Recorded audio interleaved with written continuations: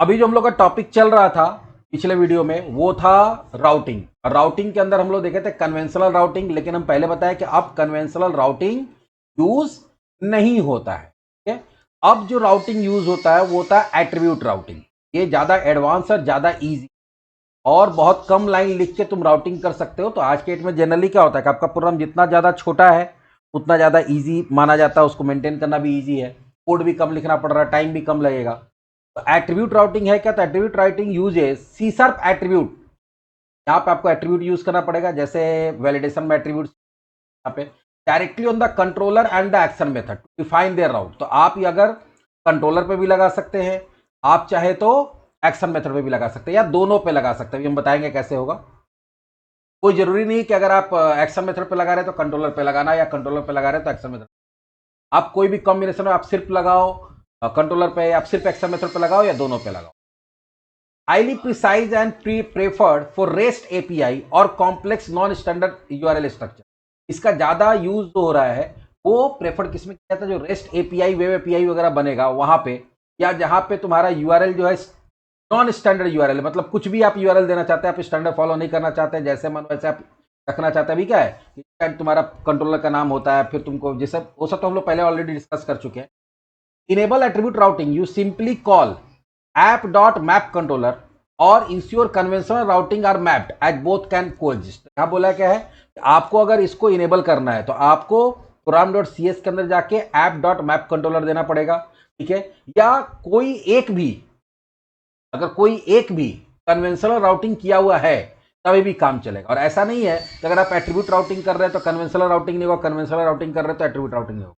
आप दोनों कर सकते हैं। आप कहीं पे मन है तो आप कन्वेंशनल राउटिंग करिए किसी कंट्रोलर किसी एक्शन मेथड के लिए, और किसी के लिए आप क्या कर सकते हैं? एट्रीब्यूट राउटिंग कर सकते हैं। तो ऐसा नहीं है कि कन्वेंशनल कर रहे तो तुम्हारा एट्रीब्यूट नहीं होगा, एट्रीब्यूट करे तो कन्वेंशनल। लेकिन जनरली क्या होता है कि अगर आप कन्वेंशनल यूज करें तो सारा कन्वेंशनल करिए, अगर आप एट्रीब्यूट करें तो सारा एट्रीब्यूट करिए। चलो एक छोटा सा प्रोग्राम बना के देख लेते हैं इसमें।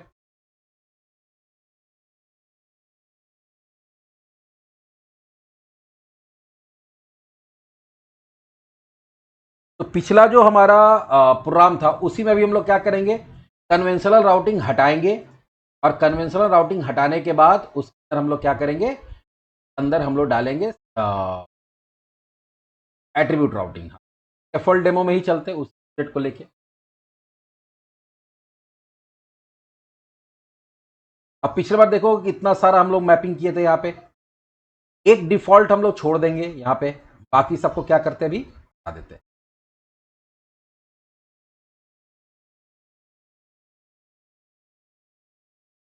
ऐसा कुछ नहीं है, ऐसा कुछ भी नहीं है।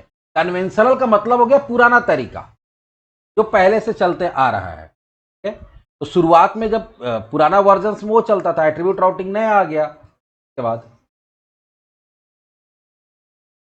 अब यही यही यूज होता है, ज्यादा यही यूज होता है। लेकिन मान लो किसी को पुराना वर्जन पढ़ा हुआ है, वो नया वर्जन नहीं पढ़ा, उसको एट्रीब्यूट राउटिंग के बारे में जानकारी नहीं है, तो पुराना वर्जन यूज करा। जैसे अभी क्या देखे, अभी बहुत बड़ा प्रॉब्लम क्या आ रहा है कि अभी हम लोग देख रहे हैं क्या कि हम लोग तो पढ़ा रहे हैं SP dot net core MBC. अब बच्चा को जब प्लेसमेंट के लिए भेज रहे तो वहां बोलता है कि हम लोग फॉर्म यूज कर।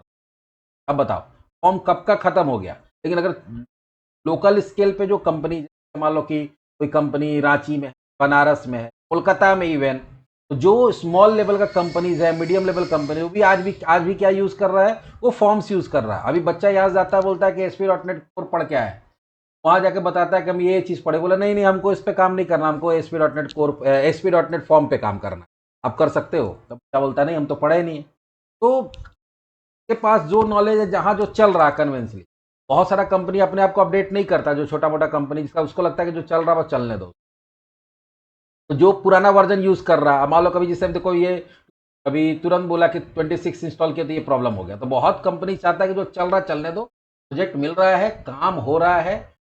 मीडियम लेवल कंपनी या स्मॉल लेवल कंपनीज क्या होता है, बहुत बड़ा कंपनी का काम नहीं मिलता है, जहाँ परफॉर्मेंस और ये वो बहुत सारा स्टैंडर्ड्स फॉलो करना वो सब तो होता नहीं है। जो क्लाइंट है उसको छोटा मोटा अपना कोई ऐप बनाना है, वेब एप्लीकेशन बना के दे दिए, काम खत्म। तो उतना ज्यादा दिमाग लगाता नहीं वो लोग। चलो अभी हम लोग आते हैं वापस इधर, बात यहाँ से हटा दिए इसको। अब आप चाहते हैं राउटिंग करना एट्रीब्यूट। चलो हमारा कंट्रोलर कौन सा है,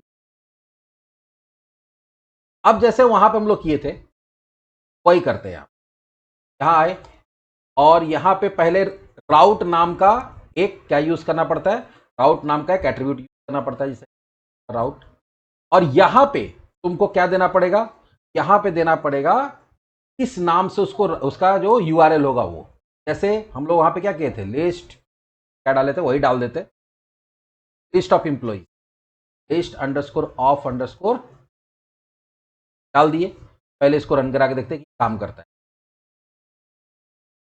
ऐसे तो क्या होगा, इंप्लॉय का इंडेक्स कॉल होना चाहिए था, इंप्लॉय स्लैश इंडेक्स।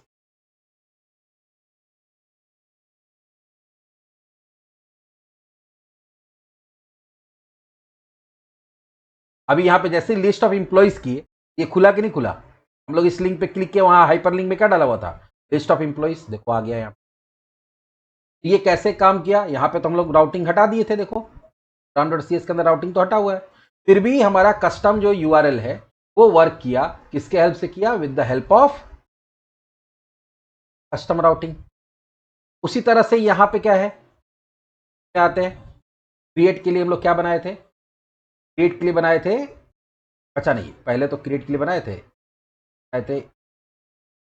क्रिएट के लिए नहीं बनाए थे हम, चलो क्रिएट के लिए बनाए, क्या बनाते हैं, राउट, और यहां पे करते हैं ऐड अंडरस्कोर एम्प्लॉय, दे दिए। अब रन कराओ,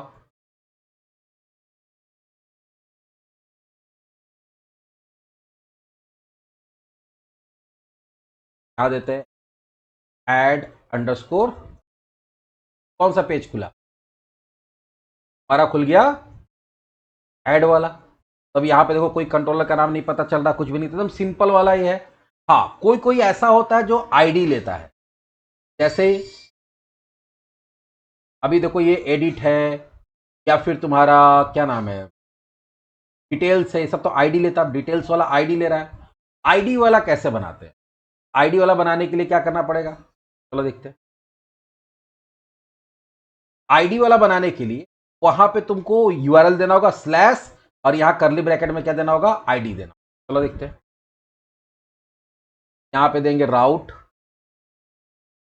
क्योंकि एक आईडी आ रहा है, पहले तो इसको हम लोग क्या चाहते हैं, एम्प्लॉय अंडरस्कोर होगा, और इसके अंदर क्या आएगा, एक स्लैश आएगा।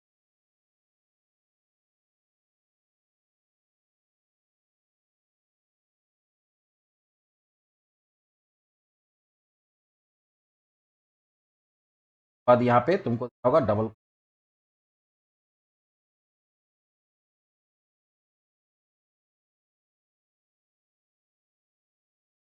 राउट, राउट के अंदर अच्छा उल्टा दे रहे हैं,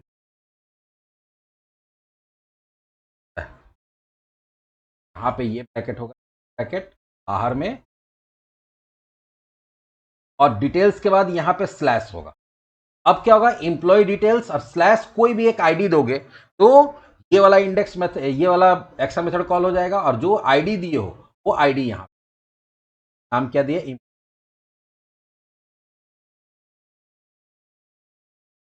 तो अगर कहीं पे कोई पैरामीटर पास हो रहा, आईडी पास हो रहा, तो वहां पे राउट के अंदर,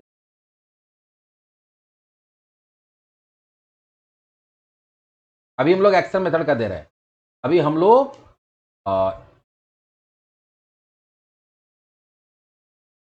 /1 आया, 1 नंबर इंप्लॉय का आ गया, /2 नंबर इंप्लॉय का आ गया,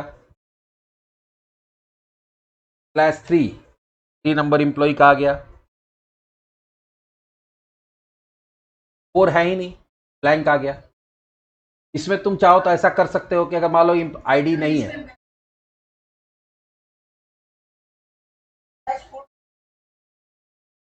क्या बोल रहे हो, फिर से बोलो।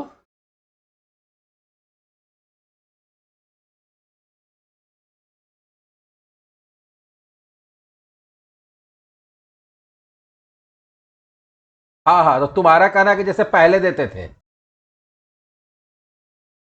हाँ तो पकड़ लेगा। देखिए अभी राउटिंग कर दिया, देखो वो नहीं आ रहा है, राउटिंग करने पे वो नहीं आ रहा है, क्योंकि अब तुम राउटिंग उसका पूरा यूआरएल का पैटर्न ही चेंज कर दिया, बोल दिया भैया इसको इस पर्टिकुलर यूआरएल से आपको क्या करना है, इस पर्टिकुलर यूआरएल से आपको उसको समझना है, तो देखो पुराना वाला जो दे रहे हैं वो तो मिल ही नहीं रहा। क्या दिख रहा है? Local page can not be found. ये हो गया हमारा इस ऐसे आईडी वाला भी हो गया। हाँ, एक और चीज होता है कि नहीं, हम लोग चाहते हैं कि कंट्रोलर का भी होगा, तो कंट्रोलर को भी राउट, जिसमें यहां पे इंप्लॉई है और समय यहां पे हाँ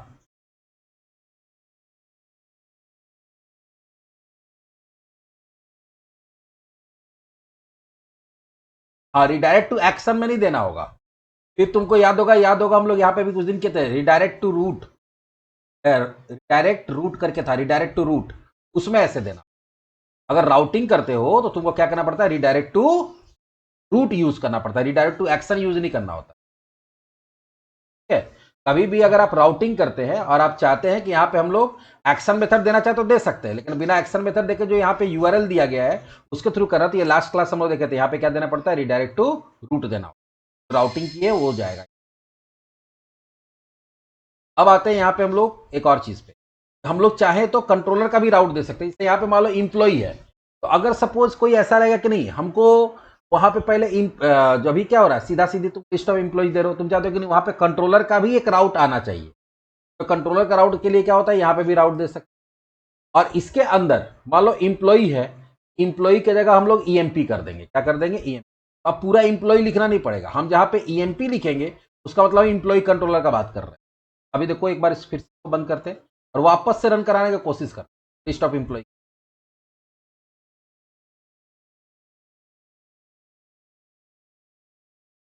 अब देखो नहीं आ रहा है, अब नहीं आ रहा है। अब कैसे आएगा? क्योंकि तुम क्या किए हो, तुम वहां पे अब कंट्रोलर का भी डाल दिए हो, तो तुमको पहले कंट्रोलर का रूट बताना पड़ेगा, ईएमपी स्लैश। अब देखो, तो पहले देना पड़ता था इंप्लॉई का इंडेक्स, उसके जगह पे इंप्लॉई की जगह हम उसका रूट क्या कर दिए, इंप्लॉई की जगह ईएमपी आएगा। उसके बाद लिस्ट, जैसे अगर ध्यान से देखोगे यहाँ पे जो हम बताए हैं, यहाँ पे क्या बताया कि इसे प्रोडक्ट कंट्रोलर है, तो कंट्रोलर का नाम प्रोडक्ट है, लेकिन हम वहां पे क्या डाल दिए? स्टोर। अब क्या होगा कि स्टोर के थ्रू आप उसको एक्सेस कर, स्टोर स्लैश, और यहां पे अगर कुछ नहीं दिए तो इंडेक्स करेगा, और स्टोर स्लैश आइटम और आईडी देंगे तो ये कॉल हो जाएगा। तो अगर आप चाहते हैं कि कंट्रोलर का भी रूट को चेंज कर दे, तो कंट्रोलर का रूट को चेंज करने के लिए कंट्रोलर के ऊपर लिख देते हैं। अगर आप चाहते हैं एक्शन मेथड, तो एक्शन मेथड के ऊपर देते हैं, और अगर कोई आईडी वगैरह ले रहा है तो आप इस तरह से आईडी भी देते हैं। ये एकदम बेसिक्स हुआ राउटिंग का, और यही हम हर जगह यूज होता है। लेकिन बोलो,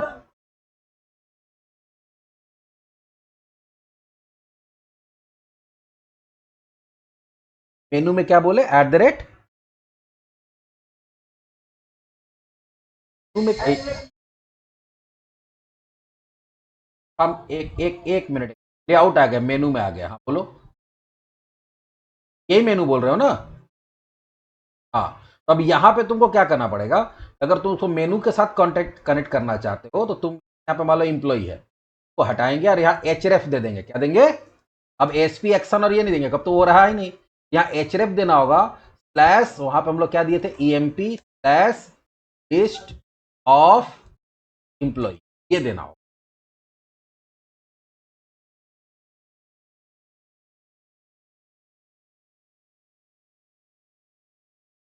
ये हट जाए, क्योंकि एचरेफ जब यूज कर रहे हैं इसका मतलब आप नॉर्मल टैग हेल्पर यूज नहीं कर रहे हैं, आप क्या यूज कर रहे हैं? फिर आप नॉर्मल एंकर टैग यूज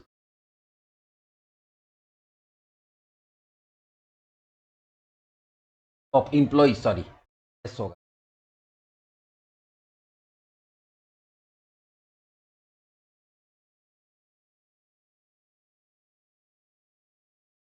आया?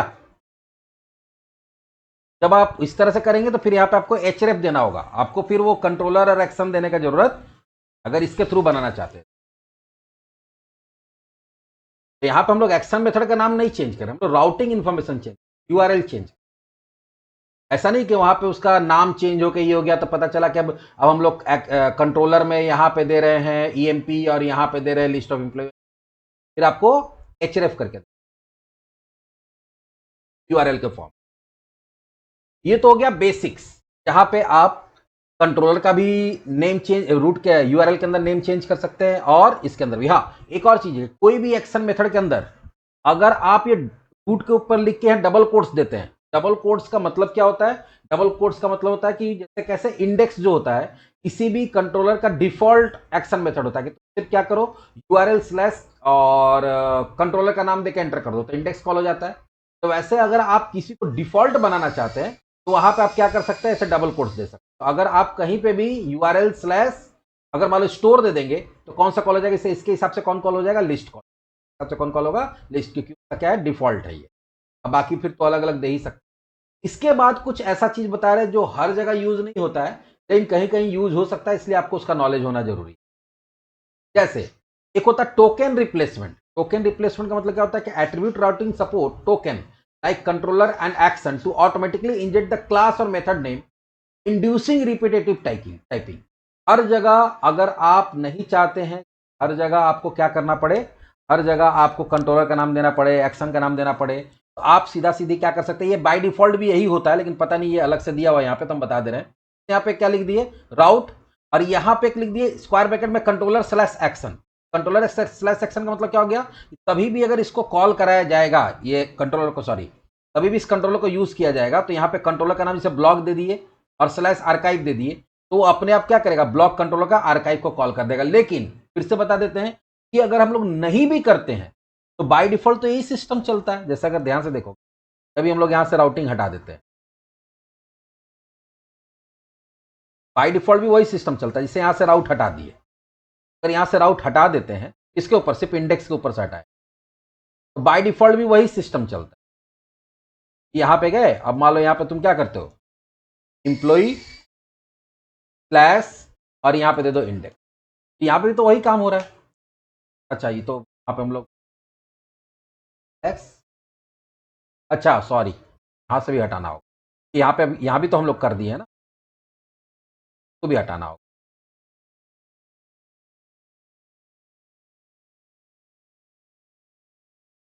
लोई स्लैश आया, तो बाय डिफॉल्ट भी तो वही होता है कि यहाँ पे हम लोग कंट्रोलर का नाम देते हैं और यहाँ पे तो आप चाहे तो इसको लिख भी सकते हैं और नहीं भी लिखते हैं तो ये ऑटोमेटिकली क्या होता है, ऑटोमेटिकली तुम्हारे क्लास के अंदर वो आ जाता है। तो ये इंटरनल चीज बताया गया कि बाय डिफॉल्ट क्या होता है, टोकन रिप्लेसमेंट होता है। इस तरह से ये कंट्रोलर और एक्शन का यूआरएल यहाँ पे बनता है। आप अगर देंगे ब्लॉक स्लैश आर्काइव तो ब्लॉक कंट्रोलर को खोजेगा और उसका आर्काइव एक्शन मेथड को क्या करेगा, वो कॉल करा दे। तो ये हर जगह नहीं लिख के तो इस तरह से कर सकते हैं, यहाँ पे कंट्रोलर स्लैश एक्शन।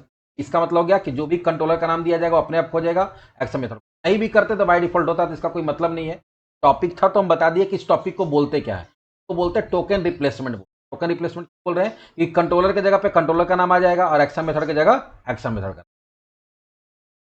एक और चीज है, राउट कांस्टेंट भी होता है। राउट कांस्टेंट का मतलब क्या होता है, ध्यान से देखो, constant allow you to limit how your route template match parameter based on data type या रेजेक्स रूल।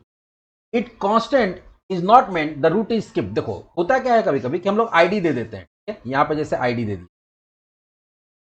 जाना वाला को ले आते हैं, यहां पे हम लोग आईडी दे दिए, क्या दिए, आईडी, आईडी दी है ना। तो आईडी में यहां नहीं बताएगा कि इंटीजर टाइप का ही आईडी आएगा। अब देखो हम दिखाते हैं एक एग्जांपल।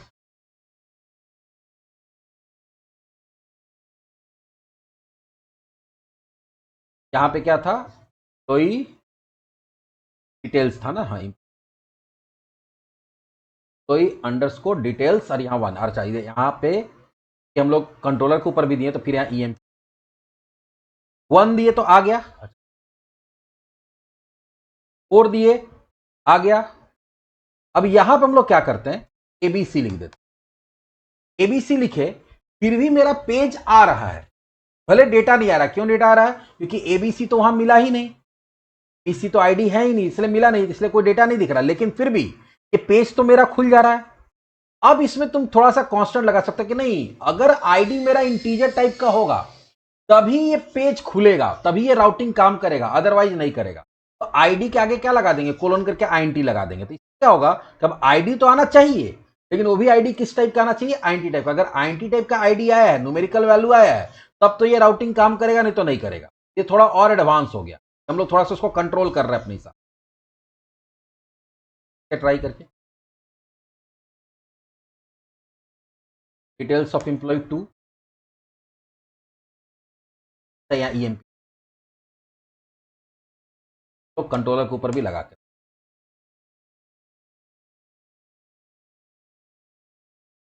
तो एम्प्लॉय डिटेल्स, तो पुराना वाला था। एम्प्लॉय डिटेल्स 2 आया, 1 डालते हैं, आया। अब एबीसी डालते हैं। कैसी एबीसी डाले तो क्या बोल रहा है कि पेज ही नहीं मिल रहा उसको। पिछले बार तो मिल गया था, इस बार नहीं मिल रहा, क्योंकि पिछले बार बोला गया है कि आईडी आएगा, वो कौन से डेटा टाइप का आएगा क्या आएगा उससे मतलब नहीं है, आईडी आएगा। आईडी आप जो यहाँ पे डिटेल्स के बाद कोई भी वैल्यू दे रहे तो उसको आईडी मान ले रहा था। अब यहाँ पे हम क्या बताते कि नहीं आईडी आएगा, लेकिन आईडी किस टाइप का होना चाहिए, आईएनटी टाइप का आएगा, तब ये राउटिंग काम करेगा। अगर आईएनटी टाइप का नहीं आएगा तो ये राउटिंग काम नहीं करेगा। तो ये देखो यहाँ पे वही कॉन्सेप्ट बताया कि रूट कांस्टेंट बोलते हैं। यहाँ पे और भी चीज हो सकता है, जैसे मान लो कि कहीं पे एक एग्जांपल देखो, यहाँ पे लिखो पब्लिक आई एक्शन रिजल्ट प्रोफाइल, और इसमें क्या आ रहा है, यूजर नेम आ रहा है। यहाँ पे बताया गया था भाई यूजर नेम आएगा, लेकिन यूजर नेम कुछ भी नहीं आएगा। उसका मिनिमम लेंथ कितना होना चाहिए, मिनिमम लेंथ होना चाहिए 5, तो लेंथ दे सकते हैं, मिनिमम लेंथ दे सकते हैं। अगर फिक्स है कि नहीं 5 ही होना चाहिए तो वहां लेंथ दे देंगे। मिनिमम लेंथ दे दिए 5, तो अगर 5 मिनिमम 5 लेंथ का अगर यूजर नेम आएगा तभी ये काम करेगा, 5 लेंथ से कम रहेगा तो ये काम नहीं करेगा। तो उसी तरह से अगर अल्फाबेट, अगर चाहते हो कि कभी कॉल कब हो, जब अल्फाबेट हो तब कॉल हो, तब यहाँ पे अल्फा दे सकते हो, कोलोन करके अल्फा। अगर तुम चाहते हो कि वो जीयू आईडी हो, जीयू आईडी समझते हो, एक यूनिक आईडी होता है, कॉम्बिनेशन 4 कॉम्बिनेशन भी कहीं यूज होगा तो हम दिखा देंगे। अगर जीयू आईडी आया है तब ये काम करेगा, नहीं तो नहीं काम करेगा। या रेजेक्स भी हो सकता है, रेजेक्स में क्या होगा, वही अगर ईमेल आईडी है तो ईमेल आईडी का एक पैटर्न दे देंगे, रेजेक्स दे। यहाँ पे क्या करेंगे, मान लो यहाँ पे ऐसा होगा कि एक एग्जांपल से समझा देते हैं, तो ऐसा लिखा हुआ है ईमेल आईडी आएगा और उस पर काम होगा, लेकिन हम चाहते हैं कि जो मेरा वैल्यू आएगा वो ईमेल आईडी के फॉर्मेट में ही आना चाहिए, वो दूसरे फॉर्मेट में नहीं आना चाहिए। तो जैसे यूजर्स, यहाँ मान लो एट्रीब्यूट का नाम क्या है, ईमेल, सर एट्रीब्यूट नहीं, प्रोफाइल ही रहेगा, यूजर नेम रहेगा, और यहां पे आ जाएगा रेजेक्स, और इसके अंदर आपको वो ईमेल चेक करने वाला रेजेक्स डालना होगा। फिर डाल देते हैं, करने भी रहने दो कोई दिक्कत। आप चाहते हैं कि ईमेल के पैटर्न में ही जो मेरे पास जो आईडी आएगा वो कैसे आएगा, ईमेल के फॉर्मेट में आना चाहिए। ईमेल के लिए जो रेजेक्स होता है उसको जनरेट कर लो,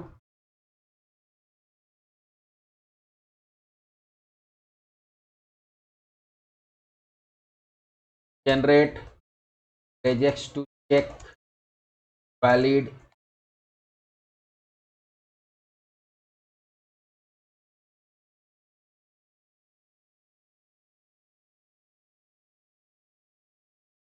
डाल दो।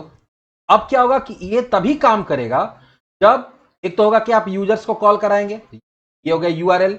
यूआरएल में एक आईडी की जगह क्या आएगा, यूजर नेम आएगा या ईमेल आएगा। मान लो यहां पे ले लेते हैं ईमेल, अब ईमेल, एक ईमेल आएगा, लेकिन ईमेल का फॉर्मेट में अगर करेक्ट ईमेल के फॉर्मेट में अगर ईमेल आता है तभी ये यूआरएल काम करेगा, नहीं तो काम नहीं करेगा। ये थोड़ा सा हो गया कि अगर आपका जो पैरामीटर आ रहा है उस पैरामीटर को आप कंट्रोल करना चाहते हो, उसका डेटा टाइप चेक करना चाहते हो, उसका लेंथ चेक करना चाहते हैं, या उसका रेगुलर एक्सप्रेशन चेक करना चाहते हैं, तब ये यूआरएल काम करे, नहीं तो ना करे। उसके लिए हम लोग यहाँ पे किसका यूज करते हैं, इसका यूज। एक और भी होता है इसके अंदर, एम्बिएंट वैल्यू और कैच ऑल पैरामीटर। ये क्या है भाई, कैच ऑल पैरामीटर्स को स्लग और स्लग बोलते हैं, use to match the reminder of the URL path including forward slash. जैसे यहां पे देखो क्या लिखा हुआ है, फाइल्स स्लैश, और यहां लिखा हुआ है डॉलर फाइल पाथ। तो फाइल पाथ का मतलब क्या हो गया, कि फाइल पाथ का मतलब हो गया कि फाइल्स के बाद कोई भी ऐसा डेटा होना चाहिए जो किसी फाइल का पाथ होना चाहिए। मान लो तुम कोई डाउनलोड पे क्लिक, लिंक पे क्लिक कर रहे हो और डाउनलोड के बाद ये कॉल होगा, तो भाई जो भी तुम्हारे फाइल को डाउनलोड करके देगा उसका कोई ना कोई एक्शन मेथड होगा, और वो कौन सा फाइल डाउनलोड होगा, वो लिंक में उसका फाइल का पाथ दिया होगा। इसका मतलब ये राउटिंग तभी होगा जबकि ये तो हो गया तुम्हारा यूआरएल, या बोल सकते हैं राउटिंग का यूआरएल हो गया कि फाइल्स, और यहां पे क्या लिखा हुआ एस्ट्रिक, और एस्ट्रिक के बाद क्या लिखा हुआ है, फाइल पाथ। तो फाइल पाथ का मतलब हो गया कि कुछ भी, एस्ट्रिक का मतलब क्या होता है, एस्ट्रिक का मतलब होता है कुछ भी, और इसके सामने फाइल पाथ आएगा। तो यहाँ पे क्या होगा, स्लैश फाइल्स, अब फाइल्स के बाद क्या हो गया, इमेजेस या जो भी चीज वहां से फाइल का नाम आ गया वो आके क्या हो जाएगा, यहाँ पे स्टोर हो जाएगा। ये हो गया यूआरएल, और उसके बाद उसके आगे कुछ भी हो सकता है, इंक्लूडिंग, ये ध्यान देना, including forward slash. Forward slash ध्यान देना कि यूआरएल का पार्ट होता है, किसका पार्ट होता है, यूआरएल का। अगर कहीं पे भी हम लोग फॉरवर्ड स्लैश दे देते हैं कोई भी पैरामीटर में, तो वहां गड़बड़ हो जाता है। गड़बड़ क्यों होता है, थोड़ा सा समझ लो इस बात को। गड़बड़ इसलिए होता है, फॉरवर्ड स्लैश को क्या समझता है, फॉरवर्ड स्लैश को तो वो समझता है कि भाई ये यूआरएल है, यूआरएल में फॉरवर्ड स्लैश यूज होता है, तुम इसको एज अ वैल्यू यूज कर रहे हो, तुम बोल रहे हो कि नहीं ये पूरा वैल्यू है जिस फाइल को डाउनलोड करना है। यहां पे अगर आपको कोई भी ऐसा डेटा पास करना है जो पाथ के फॉर्म में है या फिर उसमें फॉरवर्ड स्लैश आ सकता है, इसको वो क्या मान लेगा, इसको डेटा मान के इसको कहां डाल देगा, फाइल पाथ के अंदर डाल देगा। अगर ऐसा नॉर्मली पास किया जाएगा एज एन स्ट्रिंग, तो वहां पे इसको क्या मान लेगा, इसको यूआरएल मान लेगा और इसको इस पर्टिकुलर चीज को ओपन कर देगा डाउनलोड करने की जगह पे, या फिर यहां पे पास करने की जगह पे, यहां पे पास करने की जगह पे उसको क्या कर देगा, ओपन कर देगा। ये पता नहीं तुम लोग को अभी समझ में आ रहा है कि नहीं आ रहा है। जिससे हम क्या बोल रहे हैं, कोई भी पाथ, पाथ के अंदर क्या होता है, फॉरवर्ड स्लैश होता है, और यूआरएल के अंदर भी क्या होता है, फॉरवर्ड स्लैश होता है। अब तुम कोई डेटा को पास भेज रहे हो फ्रॉम द क्वेरी स्ट्रिंग या कहीं से भी, तो डेटा के अंदर अगर फॉरवर्ड स्लैश है और उस वो यूआरएल का पार्ट बन जाएगा, तो वो क्या होता है कि पूरे को वो यूआरएल मान लेगा, इसको डेटा नहीं मानेगा। यहां तक को डेटा ना मान के उसको मान लेगा, यूआरएल मान जाएगा।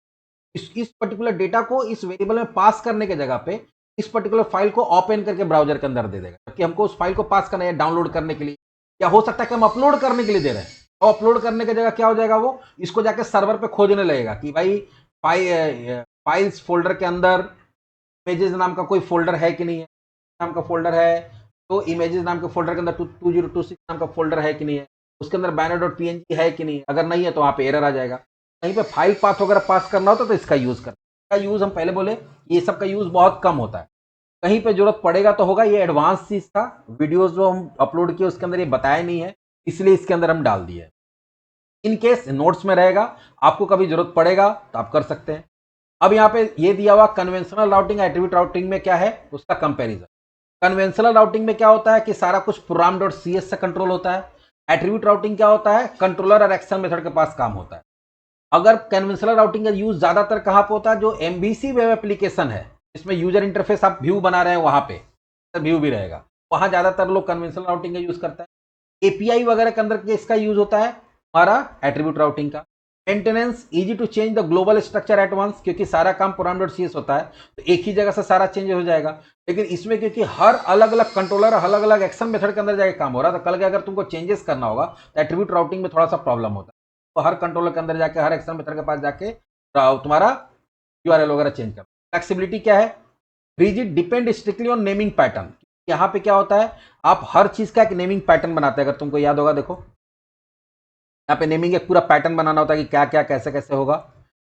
पे क्या है, highly flexible, any method can map any URL. तो वहां पे क्या है कि कोई भी मेथड को, एक्शन मेथड को कोई भी यूआरएल हम लोग दे सकते हैं, जबकि यहाँ पे फिर तुमको बताना पड़ता है कि कौन सा कंट्रोलर होगा, कौन सा एक्शन मेथड, बहुत डिटेल में तुमको बताना पड़ता है। वहां पे क्या है, ऊपर गए एक लाइन लिखे काम खत्म, तो वो थोड़ा सा फ्लेक्सिबल होता है। ये हमारा हो गया पूरा का पूरा, ये टॉपिक खत्म था राउटिंग। राउटिंग ज्यादातर यूज किसके अंदर होता है, ज्यादातर यूज होता है जब हम लोग एपीआई वगैरह बनाएंगे वहां पे। एपीआई में क्या होता है, क्योंकि एपीआई जनरली बनाया इसलिए जाता है ताकि वो ओपन हो, बहुत सारा लोग उसको यूज करेगा, तो बहुत सारा जब यूज करेगा तो वहां पे आपको ऐसा यूआरएल देना पड़ता है जो इजीली कोई भी याद रख पाए, ठीक है, प्लस वो सिक्योरिटी के हिसाब से भी सही रहे कि जो भी उसको ओपन, क्योंकि तुम्हारा जो भी एपीआई रहेगा तो ओपन रहेगा, ओपन करके दोगे तब ना कोई भी बाहर से आके उसको यूज कर सकता है, एक्सटर्नल एप्लीकेशन। तो वहां पे क्या होगा कि थोड़ा सिक्योरिटी का भी मामला होता है कि हम सारा कुछ खोल के ना बता दें कि भैया मेरा कंट्रोलर किस नाम से है, एक्शन किस नाम से, तो सिक्योरिटी पॉइंट ऑफ व्यू से भी उसके लिए उसका प्लस यूआरएल को शॉर्ट भी कर सकते हैं। मान लो कंट्रोलर का नाम बड़ा है, एक्शन मेथड का नाम बहुत बड़ा है, तो वहां पे यूआरएल को तुम उसको शॉर्ट कर सकते हो। ज्यादातर इसका एपीआई में होता है, या फिर जहां पे लार्ज स्केल पे काम हो रहा है, जहां बहुत सारा यूजर काम कर रहा है, तो वहां पे भी क्या किया जाता है, उसको सिंप्लीफाई करने के लिए होता है। प्लस अगर आप अपने वेब एप्लीकेशन को एसईओ फ्रेंडली बनाना है, जहां पे यूआरएल को ऐसा नाम दिया जाएगा, जैसे वहां पे देखा, ऐसे देखे प्रोडक्ट था, यहाँ पे क्या है, प्रोडक्ट है, नाम तो था प्रोडक्ट, लेकिन हम यूआरएल में क्या डाल दिए, स्टोर। तो स्टोर से समझ में आएगा कुछ ई कॉमर्स से रिलेटेड चीज। तो जब एसईओ आएगा और आपके वेबसाइट को क्या करेगा, उसका उसके अंदर क्रॉलिंग करेगा, उसका सारा इंफॉर्मेशन निकालेगा, तो उसको समझ में आएगा अच्छा स्टोर है, स्टोर है, इसका मतलब हो सकता है कि ये ई कॉमर्स से रिलेटेड हो। कभी कोई फ्यूचर में जाके ई कॉमर्स वेबसाइट से रिलेटेड सर्च करेगा तो हो सकता है कि तुम्हारा लिस्ट में वो नाम आ जाए। ये हो गया हमारा ये टॉपिक खत्म, राउटिंग भी हो गया। तो अभी देखोगे हम लोग बहुत सारा टॉपिक, लगभग 10 चैप्टर खत्म कर लिए। बहुत सारा बेसिक्स।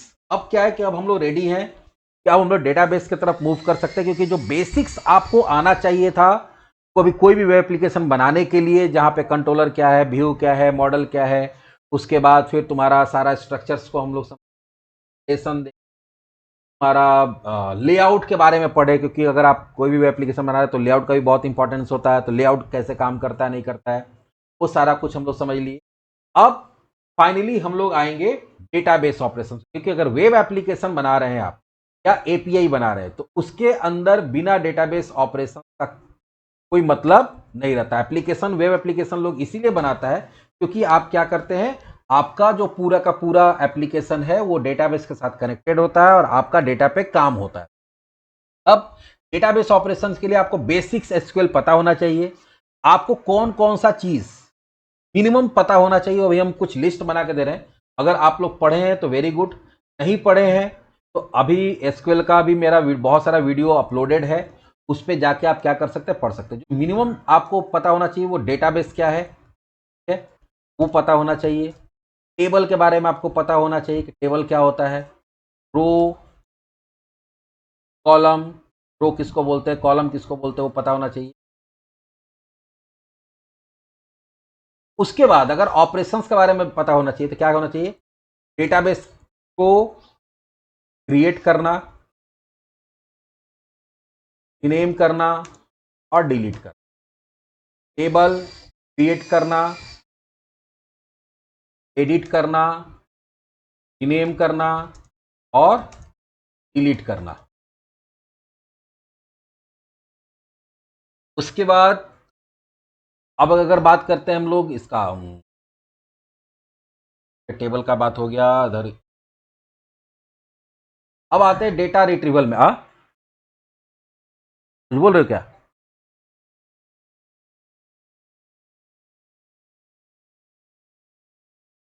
डेटा रीड में अगर जाओगे तो तुमको सेलेक्ट पता होना चाहिए। सेलेक्ट के बाद, सेलेक्ट के साथ आपको वेयर क्लॉज पता होना चाहिए। उसके बाद तुमको ऑर्डर बाई पता होना चाहिए, ग्रुप बाई पता होना चाहिए। उसके बाद फिर तुमको वेयर के साथ में भी बहुत सारा चीज़ होता है।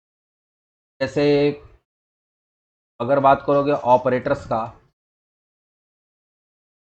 तुमको रेंज के बारे में पता होना चाहिए, लाइक के बारे में पता होना चाहिए।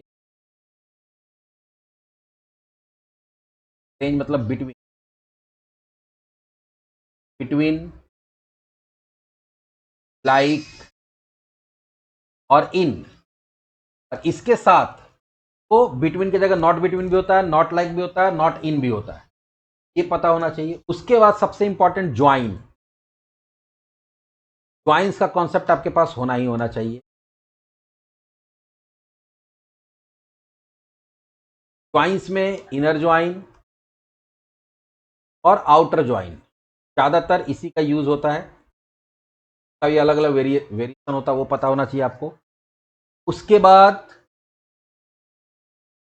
का जरूरत पड़ेगा, पड़ सकता है कभी भी कुछ ये थियोरिटिकल कॉन्सेप्ट है, रिलेशनशिप के बारे में भी डाला हुआ है, जो था 1 to 1, 1 to many और many to many, अभी पता रहेगा तो काम। ये थियोरिटिकल कॉन्सेप्ट है रिलेशनशिप। उसके बाद अगर आपको कुछ एडवांस टॉपिक होता है, जैसे एसक्यूएल फंक्शंस होता है, वो अगर आपको पता रहेगा तो बहुत बढ़िया है। उसके बाद आपको इंडेक्स के बारे में पता है तो और भी बढ़िया है। उसके बाद तुमको ट्रांजैक्शन, ट्रिगर, इसके बारे में है तो पता है। लेकिन अगर अभी जो हम लोग काम करने जा रहे हैं उसमें अगर तुमको इतना भी पता है तो हम लोग का काम फिलहाल हो जाएगा, ठीक है।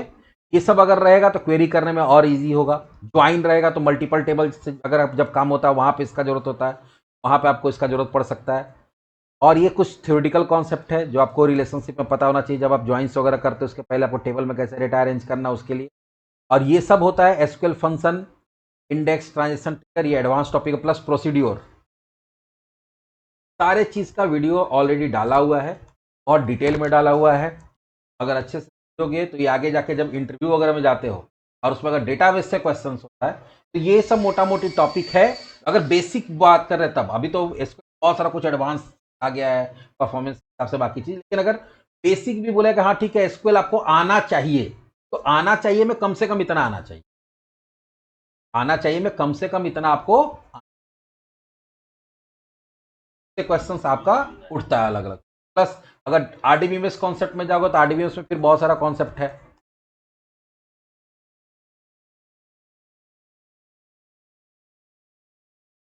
आरडीबीएमएस में फिर तुम्हारा डेटा मॉडलिंग होता है, फिर एक बहुत ज्यादा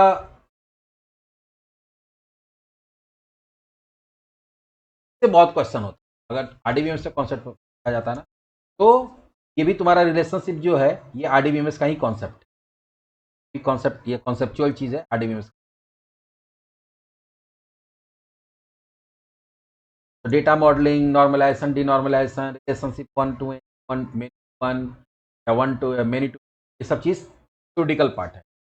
रिव्यू पॉइंट ऑफ व्यू से ये सब टॉपिक भी आपको पता होना चाहिए। जिस डेटा मॉडलिंग में तुम्हारा आता है कि इन क्या होता है, उसके बाद एट्रीब्यूट क्या होता है, फिर एट्रीब्यूट का बहुत सारा टाइप होता है, एंटिटी का बहुत सारा टाइप होता है, फिर रिलेशनशिप, रिलेशनशिप का भी हम लोग देखे, रिलेशनशिप होता है, फिर तुम्हारा इसके अंदर बस कुछ टर्म्स यूज होता है, जैसे तो अगर डेटाबेस पे काम कर रहे हो तो तुमको पता होना चाहिए कि रिलेशन किसको, टपल किसको, ऑर्डिनलिटी किसको बोलते हैं,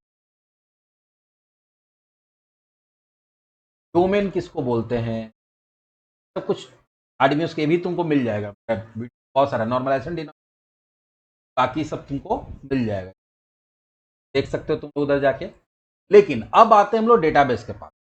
अब कोई भी ऐसा एप्लीकेशन जो डेटा को परसिस्ट करना चाहता है, तो कोई ऐसा एप्लीकेशन और एक्सेप्ट करके उसको परमानेंटली स्टोर करना चाहता है, तो सबसे कॉमन जगह जहां पे हम लोग डेटा को बहुत इजी कर सकते होता है डेटाबेस।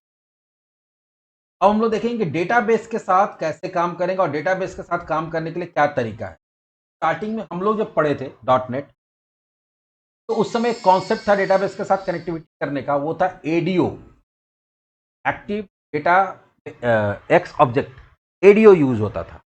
ठीक है, उसके बाद एडीओ आया, एडीओ के बाद लिंक्यू आया, और लिंक्यू के बाद एक लिंक्यू के साथ इंक्लूड करके एक नया कॉन्सेप्ट आया, एंटिटी फ्रेमवर्क। अब जो है, अब क्या यूज होता है, लिंक्यू यूज होता है, और लिंक्यू किसके अंदर यूज होता है, एंटिटी फ्रेमवर्क के अंदर। तो पहले एडीओ आया, एडीओ तुम्हारा ASP.NET के अंदर भी यूज होता था, फिर तुम्हारा जो GUI एप्लीकेशन डेवलपमेंट होता था विजुअल C#, उसमें भी यूज होता था। प्लस कंसोल एप्लीकेशन के थ्रू भी अगर डेटाबेस से कनेक्टिविटी में काम करना है तो वहां पे भी होता था। हमको लगता है एडीओ का भी कुछ वीडियोस मेरा डाला हुआ, अगर तो तुम डाला हुआ तो भी देख सकते हो, लेकिन उतना टाइम अगर नहीं तो भूल जाओ उसको। अब क्या है, डेटाबेस के ऑपरेशंस को बहुत इफेक्टिव बनाने के लिए अब एक नया कॉन्सेप्ट आया बाद में, तो हम लोग बोलते हैं एंटिटी फ्रेमवर्क। एंटिटी फ्रेमवर्क का मतलब ही होता है कि पूरा का पूरा ऐसा फ्रेमवर्क आपको दिया जाएगा तो थ्रू आप अपने एंटिटी को मैनेज कर सकते हैं। मतलब होता है जिस भी चीज का डेटा मेंटेन करता है उसको, तो आरडीबीएमएस का कॉन्सेप्ट बोले ना, एंटिटी और तुम्हारा एट्रीब्यूट, सब तुम्हारा आरडीबीएमएस का टर्म है। वहां पे अगर तुम लोग ऐसा वीडियो देखा होगा हमको स्टार्टिंग में ही, तब हम लोग नया टॉपिक शुरू आज के डेट में जो है एंटिटी फ्रेमवर्क। फाइनली हम लोग डेटाबेस तक पहुंच गए।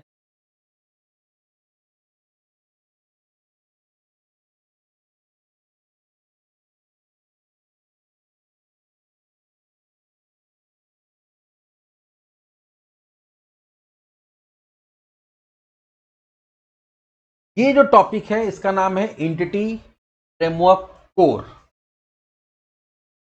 एंटिटी फ्रेमवर्क कोर है क्या, तो एंटिटी फ्रेमवर्क कोर या इसको शॉर्ट में ईएफ कोर भी बोला जाता है, इज एन ओपन सोर्स। सबसे पहले ये ओपन सोर्स है। ओपन सोर्स का मतलब क्या हो गया, इस पर्टिकुलर इसको इंप्लीमेंट करने के लिए जो भी आपको पैकेजेस वगैरह का जरूरत पड़ेगा, वो सारा का सारा पैकेज प्री डिफाइंड है। अब प्री डिफाइंड करके उसको न्यूगेट पैकेज के अंदर डाल दिया गया, जो कि फ्रीली अवेलेबल है, ठीक है, और उसका सोर्स कोड भी अवेलेबल है, वो भी आप डाउनलोड कर सकते हैं। लाइट वेट मतलब इसको करने के लिए कोई बहुत हैवी पैकेज का या बहुत हैवी कोडिंग का जरूरत नहीं पड़ता है।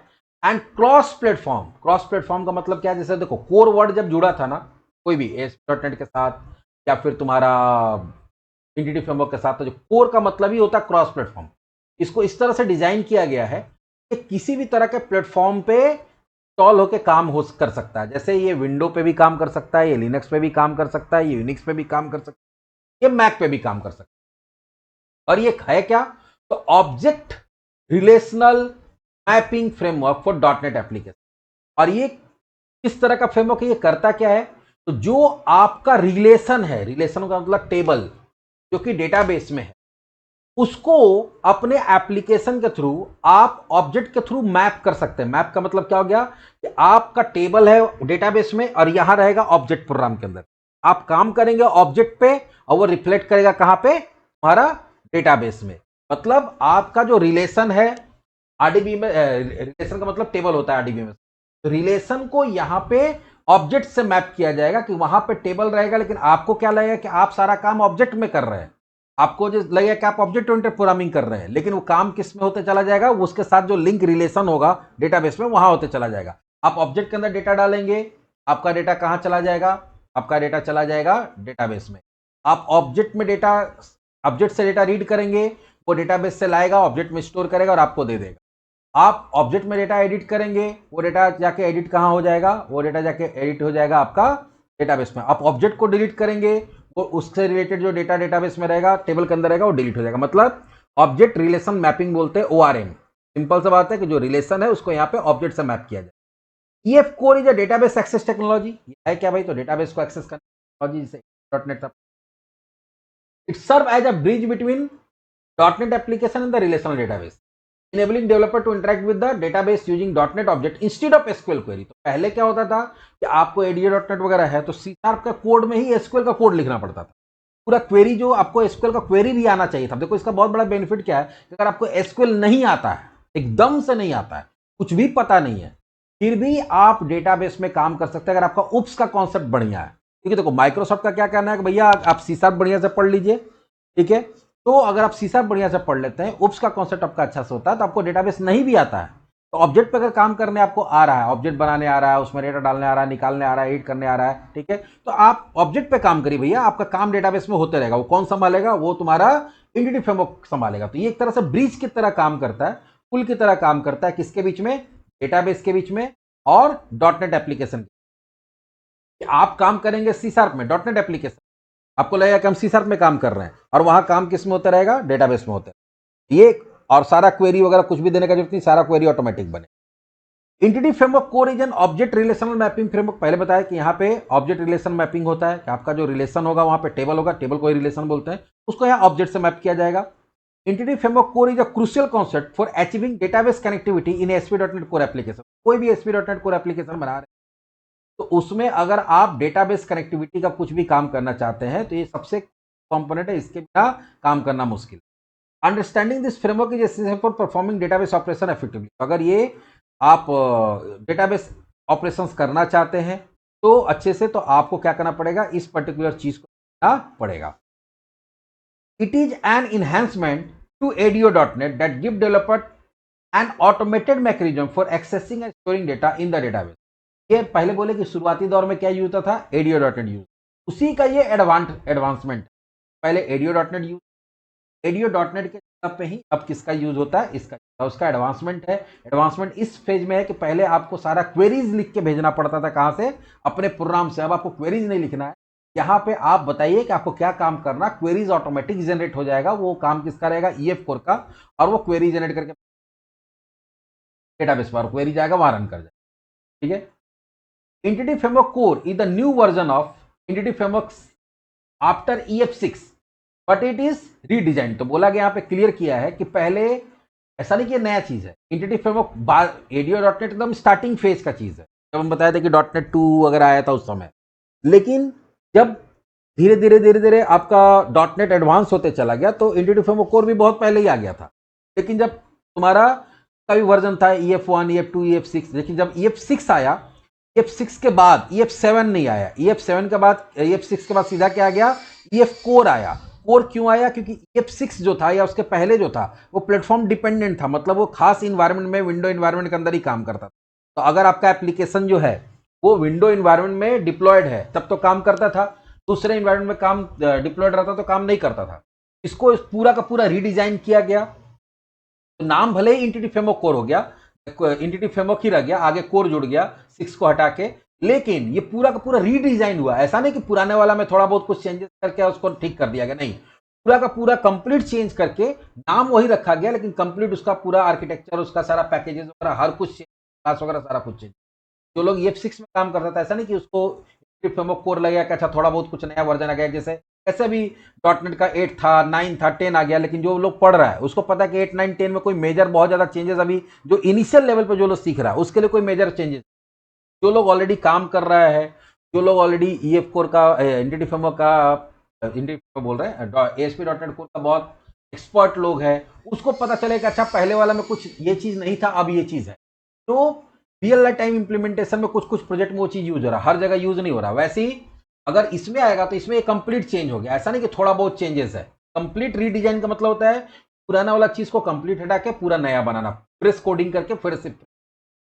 नाम भले ही इंटिटी फ्रेमवर्क रखा गया, वर्जन 6 की जगह कोर आ गया, लेकिन पूरा का पूरा क्या हुआ, रीडिजाइन। अब इसका फीचर्स क्या क्या है, तो पहले बोले object relational mapping, EF core map dot net classes, जिसको बोलते डेटाबेस टेबल। देखो वही चीज यहां पे क्लियर कर दिया कि आपका यहां पे डॉटनेट का क्लास रहेगा, एंटिटी रहेगा, ऑब्जेक्ट रहेगा, लेकिन वो किसको मैप करेगा, डेटाबेस के टेबल को।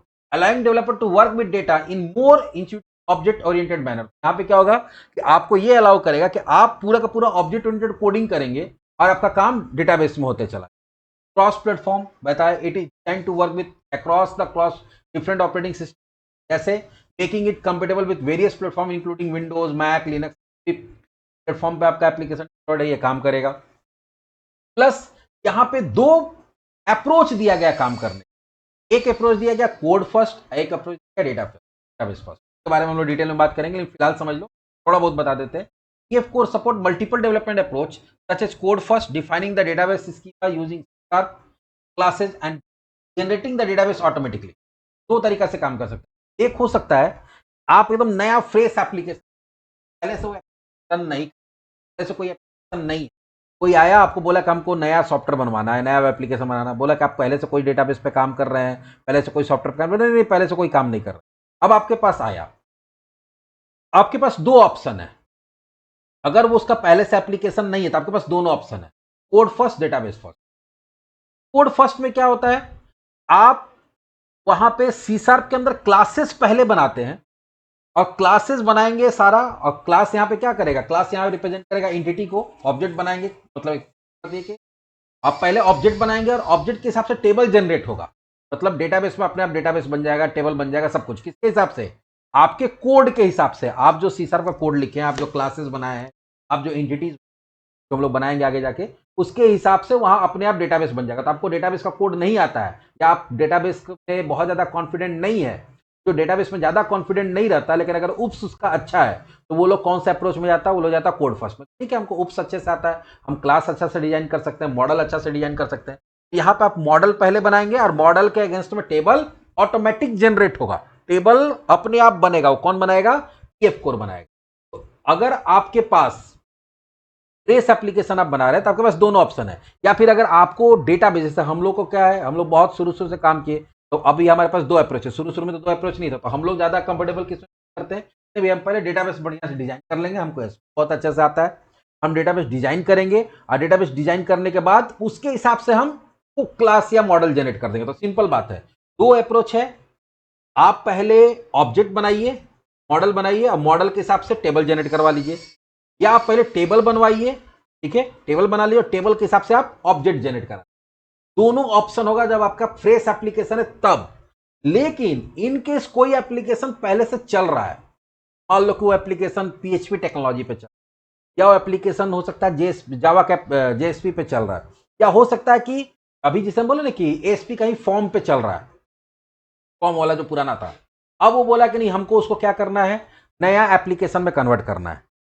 नया एप्लीकेशन में कन्वर्ट करना तो भाई पुराना डेटा तो कोई भी ऑर्गेनाइजेशन छोड़ेगा नहीं, वो बोलेगा नहीं मेरा टेबल ओबल वही यूज होगा, खाली आप हमको क्या करिए, आप मेरा एप्लीकेशन को चेंज कर दीजिए। तो वहां तो डेटाबेस पहले से बना हुआ है, डेटाबेस पहले से बना होता आप तो डेटाबेस जनरेट कर नहीं सकते। वहां पे आपके पास मजबूरी होता है कि आप फिर डेटाबेस फर्स्ट ही यूज, आपका फ्रेश एप्लीकेशन है तो आपके पास दोनों ऑप्शन है, जिसमें आप कंफर्टेबल है उसमें काम कर सकते हैं। बट अगर आपका एग्जिस्टिंग एप्लीकेशन है, उसका एग्जिस्टिंग डेटा है, एग्जिस्टिंग डेटाबेस है, उसके अंदर टेबल्स है, तो वहां पे फिर आपको क्या करना पड़ता है, आपको डेटाबेस फर्स्ट अप्रोच यूज करना पड़ता है। यहाँ पे आपका डेटाबेस पहले से बना रहेगा, टेबल्स पहले से बना रहेगा, और उसके बेसिस आपका यहाँ पे मॉडल जनरेट होगा। यहाँ पे सब कुछ जनरेट ही होगा, या तो आपका मॉडल के हिसाब से डेटाबेस और टेबल जनरेट होगा, या डेटाबेस टेबल के हिसाब से आपका मॉडल जनरेट। तो दोनों अप्रोच में आप काम कर सकते हैं जरूरत के हिसाब। नेक्स्ट है, इसके अंदर जितना भी क्वेरीज होगा वो लिंक क्यू क्वेरी यूज। अब लिंक क्यू क्या है, बड़ा टॉपिक है, लेकिन इसमें जो मेन चीज है, जैसे बेसिक्स जो डेटा रिट्रीव करना होता है, डेटा सर्च करना होता है, अपडेट करना होता है, डिलीट करना होता है, प्लस बेसिक जो ज्वाइंस वगैरह है वो हम बता देंगे, जैसे आगे हम लोग पढ़ते बढ़ते जाएंगे, जहां जहां जरूरत पड़ेगा वो बताते चले। यहाँ पे क्या होता है, developer can use language integrated to write strongly type query against the database, enhancing readability and maintainability. यहाँ पे क्या होगा कि स्ट्रांगली टाइप क्वेरी का मतलब हो गया कि आप ऐसा क्वेरी लिखेंगे जो सी शार्प में होगा, किसी पर्टिकुलर डेटाबेस लैंग्वेज के अंदर नहीं होगा, एसक्यूएल के अंदर नहीं होगा। आप सी शार्प के अंदर क्या करेंगे, सी शार्प का यूज करके सी शार्प लैंग्वेज में क्वेरी लिखेंगे, तो ऑटोमेटिकली कन्वर्ट हो जाएगा किसमें, एसक्यूएल क्वेरी।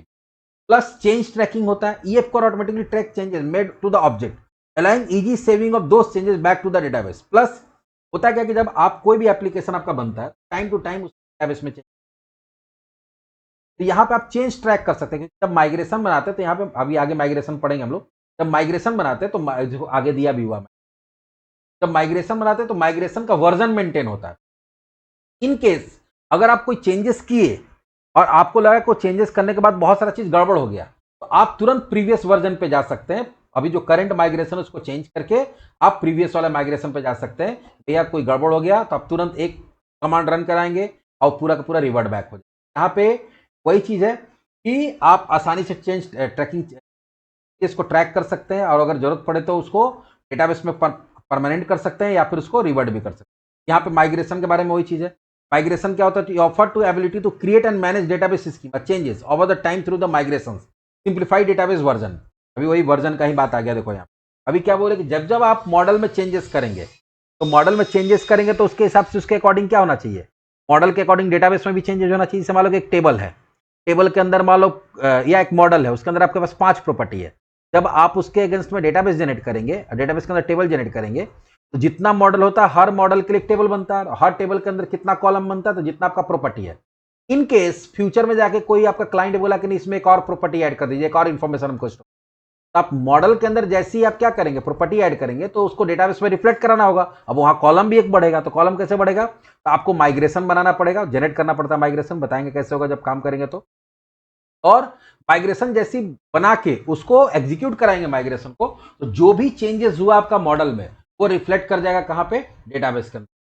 प्लस ये वर्जन भी मेंटेन करता है, हर जब जब नया नया माइग्रेशन बनाएंगे उसके हिसाब से हर माइग्रेशन का अपना एक वर्जन होगा, तो वर्जन से आपको पता चलेगा कि कौन से वर्जन में आप क्या चेंजेस किए। जब माइग्रेशन बनेगा तो उसमें कोड खोल के दिखाएंगे कैसे कहां कहां क्या क्या काम। उसके बाद मल्टीपल डेटाबेस प्रोवाइडर, सबसे मेन बात है कि अगर आप ईएफ कोर यूज कर रहे हैं तो ये आपके पास एक ऑप्शन होता है कि आप डेटाबेस में कोई भी प्रोवाइडर यूज कर सकते हैं। आप SQL, MS SQL server Microsoft का यूज कर सकते हैं, पोस्टग्रेस एसक्यूएल सर्वर यूज कर सकते हैं, माई एसक्यूएल यूज कर सकते हैं, एसक्यूएल लाइट यूज कर सकते हैं। नहीं कुछ है तो और भी जो बेसिक्स है, अगर एमएस एक्सेस एमएस एक्सेस कर सकते हैं। तो मार्केट में कोई भी जो डेटाबेस प्रोवाइडर है उसका हम लोग क्या कर सकते हैं, उसको हम लोग डेटाबेस उसका डेटाबेस हम लोग यूज कर सकते हैं और अपने एप्लीकेशन के साथ कनेक्ट करा सकते हैं। ये तो हो गया बेसिक्स। ओआरएम के बारे में अभी हम बताएं, ओआरएम किसको बोलते हैं, तो ओआरएम या object relational mapping serve as fundamental technology behind entity framework core. Entity framework core का जो सबसे बेसिकल या फंडामेंटल टेक्नोलॉजी जो होता है वो ओआरएम ही होता है। It map domain object of relational database making data manipulation more intuitive. तो बोला यहां पे क्लियर है कि आप यहां पे डोमेन ऑब्जेक्ट का मतलब क्या होता है, जो भी जिसका भी डेटा आप मेंटेन करें, जैसे आप एम्प्लॉय का डेटा मेंटेन, आप स्टूडेंट या आप प्रोडक्ट का डेटा मेंटेन, जो भी जिसका भी डेटा मेंटेन कर रहे हो उसका एक ऑब्जेक्ट होगा। और उस ऑब्जेक्ट के थ्रू आप डेटाबेस में क्या करेंगे, मैनिपुलेशन। तो डेटाबेस पे काम डायरेक्टली करने से अच्छा है कि ऑब्जेक्ट पे काम करिए, और ऑब्जेक्ट पे काम करिएगा तो वो ऑब्जेक्ट क्या होगा, ऑब्जेक्ट कन्वर्ट हो जाएगा किसके अंदर, टेबल के अंदर, और आप काम करेंगे ऑब्जेक्ट के अंदर, और सारा कुछ चेंजेस होते रहेगा कहां पे, हमारा टेबल के अंदर। तो मैनिपुलेशन मोर इंस्टीट्यूट जो है कि बहुत आसान बना देता है मैनिपुलेशन। आप ऑब्जेक्ट में डेटा डाले, जैसे मान लो ऑब्जेक्ट है हमारा कोई भी मॉडल का, तो मॉडल का ऑब्जेक्ट के अंदर जो प्रॉपर्टीज के अंदर वैल्यू डाले, और एक कोई कमांड दिए, वो क्या किया डेटाबेस में, वो जो यहाँ पे प्रॉपर्टी के अंदर है वो जाकर रिकॉर्ड बन के जाकर सेव हो जाएगा डेटाबेस। वो सब देखेंगे आगे जब काम करेंगे। Simplify the process of accessing data from application. आपको डेटा एक्सेस करना है, चाहे एक्सेस का मतलब सिर्फ निकालना नहीं होता है, इंसर्ट डिलीट अपडेट कुछ भी कर रहे हैं एप्लीकेशन में, बहुत ईजी कर देता है ओआरएम से।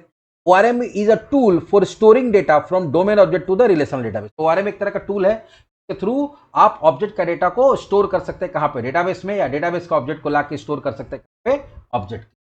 ये बेसिक्स आज देख लिए। बाकी यहाँ पे देखो वही लिखा हुआ है, यहाँ पे आपका ऑब्जेक्ट्स होता है, बीच में मैपिंग लॉजिक होता है, तो ऑब्जेक्ट पे आप काम करते हैं, वो डेटा जाके कहाँ स्टोर होता है। उसके बाद अब ये जो आगे का टॉपिक है वो हम लोग कल पढ़ेंगे। यहाँ पे दो अप्रोच होता है, कोड फर्स्ट और डेटाबेस फर्स्ट, के बारे में हम लोग कल बात। आज इसमें इतना ही। आज हम लोग एक और नया चैप्टर स्टार्ट कर दिए हैं जिसका नाम है एंटिटी फ्रेमवर्क, और ये थोड़ा बड़ा टॉपिक है, इसमें हमको लगता है कि 2 सप्ताह हम लोग को लगेगा। तो ध्यान से पढ़ना, और यही बेसिक है, अगर डेटाबेस के साथ काम करना है सारा कुछ बताएंगे, प्लस इसमें कोई चीज़ बताएंगे 1 to 1 1 to many। नॉर्मली हम लोग मेरा वीडियोस के अंदर जो अपलोडेड है उसके अंदर नहीं, क्योंकि पहले बोले थे कि इसमें बहुत सारा चीज़ ऐसा बताएंगे जो वीडियो के अंदर हम लोग वो चीज़ भी यहाँ पे कैसे इंप्लीमेंट करेंगे 1 to 1। कोई हमसे बात भी किया था या कोई मैसेज भी किया था कि सर ये चीज़ पढ़ाएंगे कि नहीं पढ़ाएंगे, कौन सैकत किया था, विकास किया था, पता नहीं,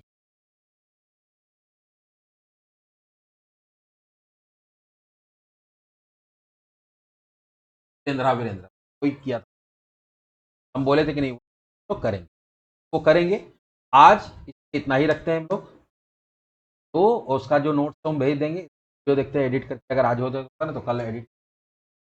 चलो मिलते हैं कल।